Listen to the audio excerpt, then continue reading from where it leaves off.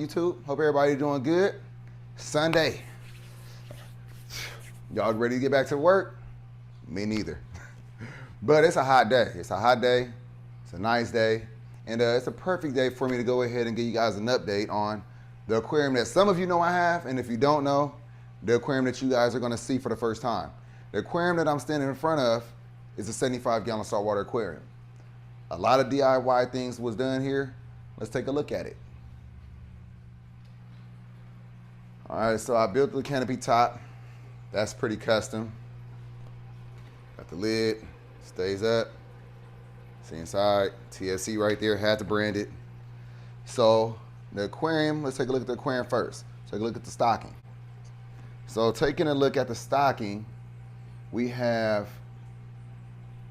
a chocolate mimic tang down here.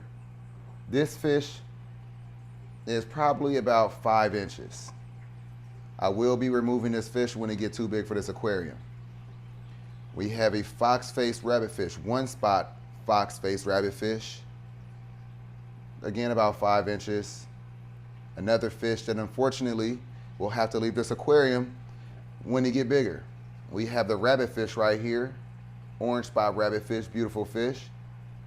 Acting a little stressed out because I got the lights on him. Nonetheless, that fish will also be leaving this aquarium because he will get too big. We have a hippo tang.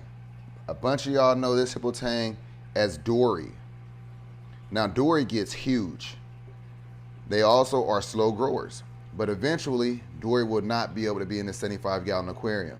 We have a Fiji Nassau tang right here. Also, we'll have to unfortunately we'll have to go into a bigger aquarium. Well, that's not unfortunately, but we'll be leaving this beautiful 75-gallon in the house aquarium. Now, I know you're probably wondering, well, what fish will be in here? What fish will I be able to keep? Well, these clownfish, for one, we have some cinnamon clownfish right here. We have some regular Ocellaris clownfish right here. We have another designer clownfish, and then we have in here 2 frostbite clownfish that seem to be disputing right now. So those fish are going to be able to stay in this aquarium, but we are considering upgrading this to a 125. So that's probably going to happen. I also have a coral beauty angel right here. This fish is beautiful, who will not be leaving this aquarium. As you can see, we got the diamond goby. That fish will not be leaving this aquarium. Our lionfish right here will be in this aquarium for quite a long time, but eventually will get big and have to be moved out. But then that just means we'll be adding in some other fish and things like that. But other than that, we have a Sally Lightfoot crab in here. We got some hermit crabs, sponge crabs.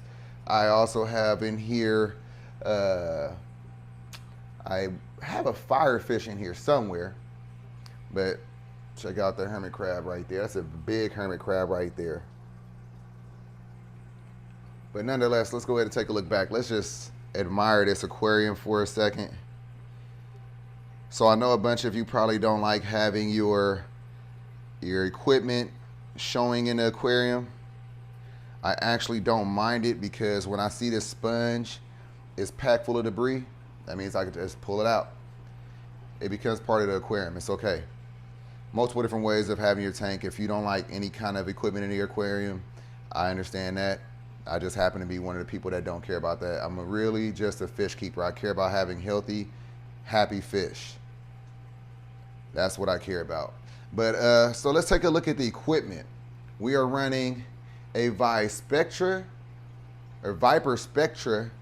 light on this. This light is not substantial for this aquarium, so I will have to replace that. That will happen. We have 2 circulation pumps, one right here and a big one over here. So I have this one pushing the back, so it pushes the water over here, and as you can see, it reaches that side because it's pushing sand, and then it pushes over here right back. So it's like a vortex. I have a filter intake right there that leads to the refugium down below, and then I have this intake right here that leads to my hang on the back refugium. So let's take a look at the hang on the back refugium first. Can't really see it, but don't really have anything growing in there. No chetto, none of the fun stuff yet.